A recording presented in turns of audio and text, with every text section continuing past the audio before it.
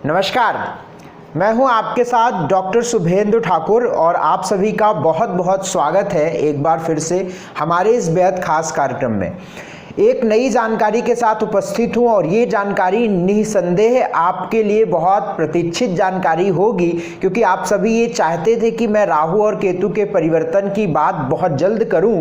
तो मैं उपस्थित हो गया हूं राहु और केतु, यानी राहु जो कि केतु से सातवें और केतु जो कि राहु से सातवें चलता है, इसकी चर्चा करने के लिए, क्योंकि इसका परिवर्तन होने वाला है सितंबर के महीने में। क्या पूरा मामला है, इसकी शानदार चर्चा, पूरे सब कुछ आपको समझा दूंगा। तो मैं सबसे पहले इस बात को कहना चाहता हूं, इस वीडियो को शुरू करने से पहले वक्त निकालिए भैया, क्योंकि ये जानकारी जो आपको मिलने जा रही है, बड़ी शानदार जानकारी मिलने जा रही है। वक्त निकालिए और या तो आप वीडियो को डाउनलोड करके रख लीजिए और धीरे धीरे करके पूरा सेशन देखिए, क्योंकि ये प्रोग्राम आपके लिए निश्चित खास होने वाला है। क्योंकि मामला कोई 1, 2, 3, 4 महीनों के लिए नहीं, बल्कि पूरे 18 महीनों के लिए है। 18 महीनों में ग्रहों की स्थितियां कैसी होंगी और खास तौर से राहु और केतु का प्रभाव व्यक्तिगत रूप से आप पर कैसा पड़ेगा, इसकी पूरी चर्चा इस वीडियो के माध्यम से करूंगा। जो मामला है इसको आप समझिए पहले कि राहु अभी तक, जिस वक्त आप शायद ये वीडियो देख रहे हैं, यानी ये वीडियो पब्लिश हो रहा है करीब सितंबर के 3-4 सितंबर या 2 सितंबर के आसपास आपको ये वीडियो मिल रहा है। और इस वक्त राहु मिथुन राशि में गोचर कर रहे हैं, जो 23 सितंबर 2020, ध्यान से सुनिए, 23 सितंबर 2020 को राहु मिथुन राशि को छोड़कर वृषभ राशि में प्रवेश करेंगे, जो पिछले मार्च 2019 से चल रहे थे। वहीं पर केतु धनु राशि को छोड़कर वृश्चिक राशि की ओर प्रवेश करेंगे, जो कि मार्च 2019 से चल रहे थे। चूंकि राहु और केतु वक्री चलते हैं, पीछे की ओर चलते हैं, इसलिए ये मिथुन से वृषभ जा रहे हैं और केतु आपके धनु से वृश्चिक जा रहे हैं। 23 सितंबर 2020 का पूरा मामला है। 10:43 सुबह की ये बात है। हम इलाहाबाद इंडिया के हिसाब से इसको कैलकुलेट करे हैं। आप जहां रहते हैं वहां पर शायद कुछ और वक्त हो सकता है इसका परिवर्तन का। 18 महीनों का यह परिवर्तन होगा। लगभग 17 मार्च 2022 तक राहु और केतु वृषभ राशि में और वृश्चिक राशि में क्रमशः रहेंगे, यानी राहु वृषभ में रहेंगे और केतु वृश्चिक राशि में रहेंगे 18 महीनों के लिए। अभी तक राहु वायु तत्व की राशि में गोचर कर रहे थे, अब पृथ्वी तत्व की राशि में गोचर करेंगे। निसंदेह अगर मैं वायु तत्व बोलता हूं तो आपको कुछ अंदाजा मिलता है कि राहु का वायु तत्व में गोचर करना ये बिल्कुल ठीक नहीं होता है। हमारे जनमानस के लिए, इस धरती पर रहने वाले सजीव व्यक्तियों के लिए, चाहे वो बीमारियों को लेकर कहा जाए और चाहे रोग को लेकर कहा जाए, बहरहाल ये सारी बात मैं 2019 में भी बताया था। तो कुल मिलाकर पृथ्वी तत्व की राशि में राहु का प्रवेश बहुत शुभ है। केतु का प्रभाव अपना एक अलग प्रभाव होगा और राहु का प्रभाव एक अपना अलग प्रभाव होगा। जब मैं केमिस्ट्री से एमएससी कर रहा था और बीएससी भी कर रहा था, तो मैंने एक वर्ड पढ़ा था, एंटी कैटलिस्ट, और वहां पर मुझे याद आ रही है कि मैंने एक डेफिनेशन पढ़ी थी कि ए सब्सटेंस दैट रिड्यूस और destroy the effectiveness of a catalyst which called anti catalyst. यानी कोई भी, राहु और केतु आप सब समझते हैं, मैं अपनी तरफ से ये समझता हूं कि राहु और केतु एक एंटी कैटलिस्ट होते हैं। जहां पर रहते हैं, जिस राशि में रहते हैं, जिस ग्रह को प्रभावित करते हैं, या तो उसके प्रभाव को बढ़ा देंगे या उसके प्रभाव को घटा देंगे, या उसमें क्योंकि इनका कोई स्वयं का अपना कोई प्रभाव, कोई अस्तित्व है ही नहीं है, तो इनके प्रभाव उस राशि की प्रकृति, नेचर और उस राशि के लॉर्डशिप पर निर्भर करती है। तो निसंदेह राहु का परिवर्तन पृथ्वी तत्व की राशि में हो रहा है और केतु का परिवर्तन जल तत्व की राशि में हो रहा है। इसीलिए मैंने कहा कि केतु का प्रभाव अपना एक अलग होगा और राहु का प्रभाव अपना एक अलग होगा। द्विस्वभाव राशि में अभी तक गोचर कर रहे थे ये दोनों महानुभाव राहु और केतु, अब ये स्थिर राशि में प्रवेश कर रहे हैं। क्या परिवर्तन होगा, और निस्संदेह आप यकीन मानिए बहुत बड़ा परिवर्तन है ये, और अवश्य परिवर्तन होगा। आप सब देखेंगे कि कैसा परिवर्तन आपके जीवन में देखने को मिलेगा। और अगर मैं देश की स्थितियों पर बात करूं तो वायु तत्व राशि से निकलकर राहु का पृथ्वी तत्व राशि में प्रवेश करना निश्चित ही एक अच्छा इम्पैक्ट है, एक अच्छा प्रभाव है, एक अच्छा संकेत है और सुधार है। निश्चित ही यह संभव हो सकता है कि जो हम लोग पिछले 1.25 साल से या 1 साल से अपनी स्थितियों को झेल रहे हैं, चाहे वो कोरोना रहा हो, चाहे कोरोना के पहले और तमाम चीज़ें जैसे कि दंगे आदि को लेकर, जब नेट वगैरह बंद हुआ था, आपका एनआरसी आदि को लेकर तमाम समस्याएं, अगर आप अपने आप को पीछे की ओर ले जाएंगे तो कहीं ना कहीं ये मामला बिल्कुल ठीक नहीं रहा है। तो निस्संदेह इसमें उबरने की स्थिति बनती नजर आएगी। और अब बेझिझक और पूरे दावे के साथ मैं कह रहा हूं कि एक अच्छा प्रभाव भारत देश के लिए उत्पन्न होगा, एक अच्छा प्रभाव भारत देश के लिए होगा, जिसकी शुरुआत अक्टूबर या नवंबर के महीने से होगी और मार्च 2021 आते आते हम लोग अपने आप को बहुत बेहतर बनाने की ओर चलेंगे, चाहे इकोनॉमी को लेकर हो, चाहे कोरोना जैसी महामारी को लेकर हो, चाहे वो किसी भी विशेष परिस्थिति को लेकर हो। तो ये मैं 100% कह सकता हूं कि देश के लिए, यद्यपि वृषभ लग्न की कुंडली देश की होती है और 18 महीनों के लिए देश की ही कुंडली में लगन में ही प्रवेश कर रहे हैं राहु, जो खास तौर से थोड़े से और तमाम उस पर निर्भर करती हैं बहुत सारी बातें। तो मैं उस पर फोकस ना करके मैं सीधे हम जनमानस पर, हम आप पर फोकस होगा कि हम और आपके व्यक्तिगत जीवन पर, चाहे वो व्यापार हो, पढ़ाई हो, स्वास्थ्य हो, विवाह हो, या हमारा खास तौर से जो सामाजिक जीवन हो, उस पर कैसा प्रभाव राहु और केतु का पड़ेगा, इसकी पूरी चर्चा और उपाय इस वीडियो के माध्यम से मैं दूंगा।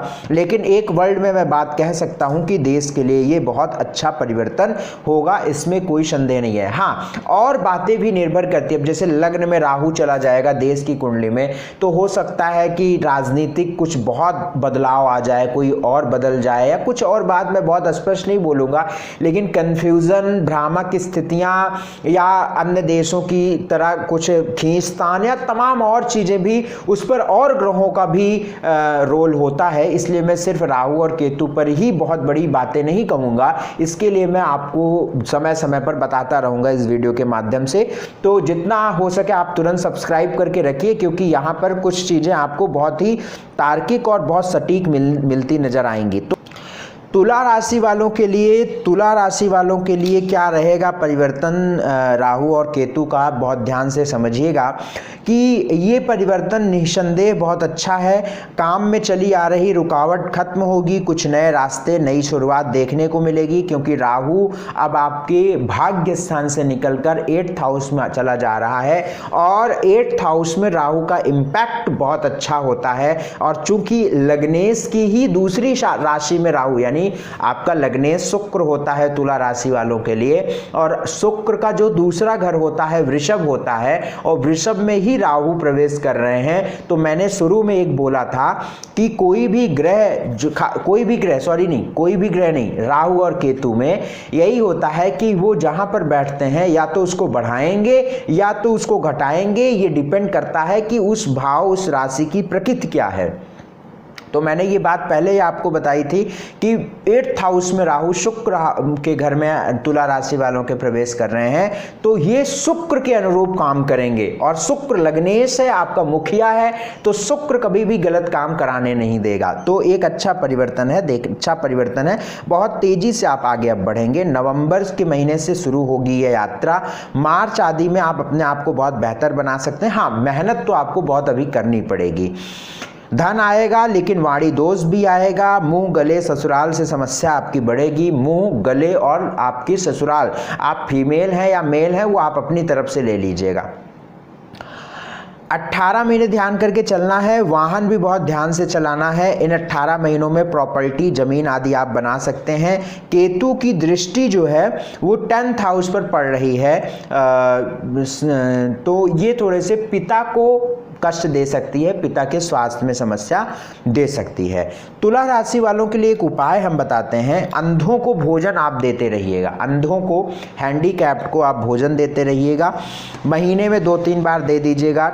और ठंड आ रहा है, सर्दी का वक्त आ रहा है, तो कंबल का दान आप गरीबों को कर दिया करिएगा, बुजुर्गों को कर दिया करिएगा, सात्विक आहार लेते रहिएगा, बहुत अच्छा लाभ आपके लिए मिलता दिखेगा। वृश्चिक राशि वालों के लिए राहु और केतु का परिवर्तन क्या कर रहा है? देखिए, आपके लग्न में केतु का परिवर्तन हो रहा है, केतु का प्रवेश हो रहा है। वृश्चिक राशि में ही केतु जा रहे हैं, आपके लग्न में ही केतु जा रहे हैं और 7वें घर में राहु जा रहे हैं, यानी वैवाहिक जीवन के स्थान पर राहु जा रहे हैं। निस्संदेह भाई देखिए, मानसिक उलझने बढ़ेंगी, शत्रु भी बढ़ेंगे और आपकी बातों का असर अब कम होना शुरू हो जाएगा, फैसले आपके खराब होने लगेंगे। लेकिन इसका तोड़ एक है कि फैसले आप स्वयं लीजिए ही नहीं, बुजुर्ग की सलाह लीजिए, 100% वो फैसला अच्छा होगा। That's it. एस्ट्रोलॉजी तो हमें यही बताती है कि हम कैसे उस चीज़ से बचें। हम तो आपको आगाह कर रहे हैं इस परिवर्तन से, क्योंकि ये अच्छा है कि आप अभी जान लें और उससे आप निकलने का रास्ता ढूंढ लें, या ये अच्छा है कि आप बाद में जानें और आप उसमें फंस जाएं। सामने आप जा रहे हैं, रोड पर एक बहुत बड़ा सा गड्ढा है और आप गड्ढे में गिरने वाले होते हैं। अगर आपका माइंड कॉन्शियस हो, दैट मीन्स कि आप माइंड आपका ऐसा हो, आपको पता हो कि मैं गिर सकता हूं, तो आप कॉन्शियस माइंड से होंगे तो आप अपने आप को बचाव कहीं करेंगे, कुछ पकड़ेंगे या एक पैर जाएगा या चिल्लाएंगे या कोई बचाने आ जाएगा, तो आपको नुकसान कम होगा। और यदि आपको पता ही ना हो कि गड्ढा हो और आप जा रहे हैं बढ़िया गाना सुनते हुए और धड़ाम से गिर जाएं, तो आपको बहुत नुकसान हो जाएगा, शायद आप बचें भी ना। तो ये बहुत अच्छी बात होती है और एस्ट्रोलॉजी हमें बस कॉन्शियस करती है, दैट्स इट। तो बुजुर्ग की सलाह लीजिएगा, कन्फ्यूज़न वहम अब बढ़ेगा जिससे आप अपने रिश्तों को भी खराब कर लेंगे। वैवाहिक जीवन का ख्याल रखिएगा, समस्याएं व वैचारिक मतभेद जबरदस्त बढ़ेंगे। हालांकि बृहस्पति की दृष्टि 7वें भाव में है तो ये विवाह का योग भी बन जाएगा। और लेकिन मैं यही आपसे, और चूंकि देखिए 7वें भाव में राहु है और बृहस्पति की दृष्टि जो है 7वें भाव पर है मकर राशि में बैठकर, तो आपके विवाह का योग भी बन जाएगा। लेकिन मेरी तरफ से ये सलाह रहेगी कि आप विवाह तय तो कर लीजिएगा, करिएगा नहीं इस वक्त में, या आप बहुत सोच समझ के फैसले लीजिएगा, खूब जांच पड़ताल करके, बिल्कुल जल्दीबाजी नहीं करिएगा। मेरा अनुभव है, मैं कोई नौसिखिया नहीं हूं, मैं यही करता हूँ, यही देखता हूँ कि किन किन व्यक्ति का विवाह कब हुआ था और उन पर कैसे जीवन हुआ, और एक नहीं हजारों पर देखा हूँ। तो बस मेरी बात मानिएगा, विवाह का योग भी बन रहा है, लेकिन फैसला बहुत सोच समझ कर लीजिएगा या किसी बहुत मर्मज्ञ एस्ट्रोलॉजर से कुंडली दिखवा कर लीजिएगा, नहीं तो छोटा सा फैसला आपको बड़ी समस्या में डाल देगा। धन आएगा और धन आता रहेगा, लेकिन संतान कंसेप्शन या संतान कंसीव होने में भी प्रॉब्लम आएगी। और जो फीमेल्स हैं उनको पीसीओडी, यूट्रस की प्रॉब्लम बढ़ सकती है, जेनाइटल ऑर्गन की प्रॉब्लम बढ़ सकती है, या उनके कंसेप्शन में प्रॉब्लम आ सकता है। तो धैर्य रखिएगा। पहली बात तो चिकित्सीय सलाह लीजिएगा, किसी अच्छे एस्ट्रोलॉजर से या हमसे कुंडली दिखा लीजिएगा, नहीं तो आप जो है इस वक्त को टालिए और 18 महीनों के बाद संतान का फैसला लीजिए। ठीक है ना, इस बात का ध्यान रखिए। बाकी धन आएगा, सब कुछ ठीक रहेगा, चिंता करने की बात नहीं है। लेकिन बस केतु लगन में है तो भैया ये नुकसानदायक तो है, क्योंकि केतु वृश्चिक में है, ये ठीक बात नहीं है। मंगल की राशि में है, हाँ एक बात है कि केतु मंगल की राशि में है, केतुवत मंगल होता है, तो मंगल केतु को चलाने वाला कहीं ना कहीं मंगल करेगा। तो चूंकि मंगल लग्नेश है तो कंट्रोल करेगा, लेकिन कहते हैं ना कि चोर चोरी से जाए सीना जोरी से ना जाए, ऐसा कुछ कहावत है ना। तो इस बात का आप जो है ध्यान रखिएगा। उपाय एक कर लीजिएगा, हनुमान जी की उपासना करिएगा, चांदी का प्रयोग ज़्यादा से ज़्यादा करिएगा, कुत्तों को दूध ब्रेड जो है आप देते रहिएगा इन 18 महीनों में। धनु राशि वालों के ऊपर राहु केतु का प्रभाव क्या होगा?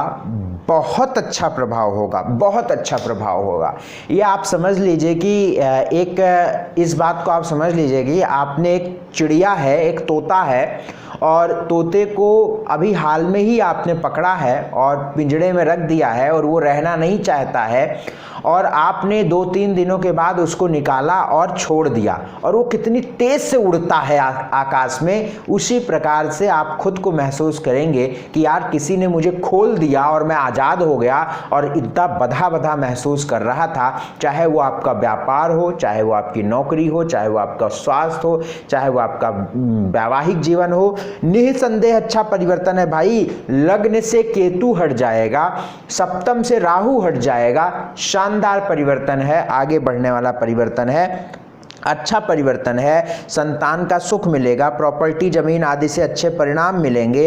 रात की नींद जो है, खर्च आदि जो है ये थोड़ा सा शुरू हो सकता है, लेकिन प्रॉपर्टी जमीन आदि में अच्छे परिणाम, संतान का सुख बढ़िया, संतान होने के चांसेस बन जाएंगे। आपके जो फंसे हुए मामले, पुराने बहुत फंसे हुए मामलों से उबरने का वक्त है। विचारों का, स्वास्थ्य का लाभ, बुद्धि का लाभ होने का वक्त है। नौकरी आदि में बहुत अच्छे हालात व बड़े मामलों से छुटकारा, कोर्ट कचहरी आदि में भी बड़ी राहत आपको देखने को मिलेगी। और निसंदेह अच्छा है कि चूंकि केतु 4th हाउस को दृष्टि दे रहा है, तो ये अच्छा है, लेकिन आपकी माता के स्वास्थ्य के लिए ठीक नहीं है। राहु 2nd हाउस को देख रहा है, 10th हाउस को देख रहा है, तो राहु 2nd हाउस को देखना तो मैं धन का खर्च, रोग बीमारियों पर जा सकता है, क्योंकि रोग स्थान से राहु देख रहा है, तो इसका थोड़ा सा ध्यान रखिएगा। और केतु 8वें दृष्टि दे रहा है 8वें भाव को, तो वाहन ध्यान से चलाइएगा। और रात में ज़्यादा से ज़्यादा कम यात्रा, रात में कम से कम यात्रा करिएगा, और ज़्यादा से ज़्यादा घर में रहने का प्रयास करिएगा, इसका ध्यान रखिएगा। और अपने सारे काम दिन रहते, मतलब दिन ढलते पूरा करिए। आना जाना है दिन ढल, बहुत लोग होते हैं ना कि रिलेशन में गए हैं और दिन भर अपना मौज किए, रात के 10 बजे निकलते हैं, सोचते हैं रात तो अपनी है, आराम से घर पहुंचेंगे। ऐसा काम मत करिएगा, मैं बता रहा हूं, ऐसा मत काम करिएगा। एक छोटा सा वीडियो, ये जो आप यहाँ पर वीडियो देख रहे हैं, आपकी जान बचा सकता है। आप इसका अंदाज़ा नहीं है, आपको ये आपको अंदाज़ा नहीं है कि यहाँ पर एक छोटा सा वीडियो आपकी जान बचा सकता है।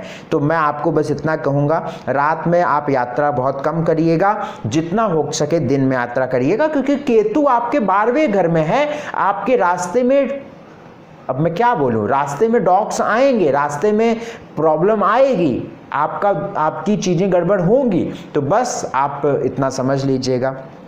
उपाय एक करिएगा, हल्दी का तिलक और ओम ब्रीम बृहस्पतये नमः इस मंत्र का जाप करते रहिएगा। हनुमान जी की उपासना जो है आप करते रहिएगा। तो ये सारा मामला राहु और केतु का है, और आप, मुझे लगता है कि आप सब कुछ समझ गए होंगे। देखिए, ये एक परिवर्तन है ग्रहों का, जिसको मैं यहाँ पर बताने का प्रयास करता हूँ। यदि आप अपनी पूरी कुंडली दिखाकर मुझसे चर्चा करना चाहते हैं, तो आप स्क्रीन पर चल रहे नंबर पर हमसे संपर्क करिएगा सुबह 10 से शाम के 8 बजे तक। लेकिन इसके लिए फीस लगती है, सशुल्क जमा होता है और फिर बात होती है। मैंने फ्री में भी इस चीज़ का नियम निकाला हुआ है कि जो लोग पैसे नहीं दे सकते हैं वो भी हमसे जुड़ सकें। उसके लिए हर शनिवार को मैं रात 8 बजे लाइव आता हूं इसी चैनल पर। जो स्क्रीन पर सब कुछ आपको फ्लैश होगा, सब दिखेगा, आप उसको पॉज करके पढ़िएगा। तो जितना हो सके शेयर करिएगा, यही मेरा आपसे निवेदन है। सब्सक्राइब कर लीजिएगा चैनल को, और जरूर सब्सक्राइब करने के बाद बेल आइकॉन जरूर प्रेस करिएगा। जब बेल आइकॉन प्रेस करेंगे तो उसमें ऑल का ऑप्शन आएगा, ऑल प्रेस कर दीजिएगा, तो ये आप हमारे साथ एकदम जुड़ जाएंगे। ठीक है, तो ऑल द वेरी बेस्ट। 18 महीने जमकर काम करिए। अगर कुछ समस्या है तो उपाय करिए, कोई चिंता करने की बात नहीं, आप बहुत आगे बढ़ेंगे। बस उपाय करिए, जम के मेहनत करिए। कुछ के लिए अच्छा है, कुछ के लिए थोड़ा बुरा है, कुछ के लिए थोड़ा बुरा है, कुछ के लिए बहुत अच्छा है, लेकिन सबके लिए अच्छा होगा, कोई चिंता करने की बात नहीं है। उपाय हमने बता दिया है, इसमें आपको बहुत पैनिक नहीं होना है, डरना नहीं है, सब परफेक्ट है। बस अपने ईश्वर पर भरोसा रखिए।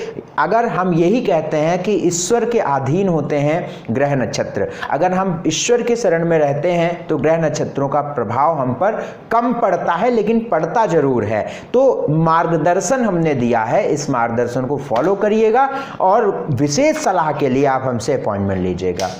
बहुत बहुत शुक्रिया, बहुत बहुत धन्यवाद हमसे जुड़ने के लिए। नमस्कार।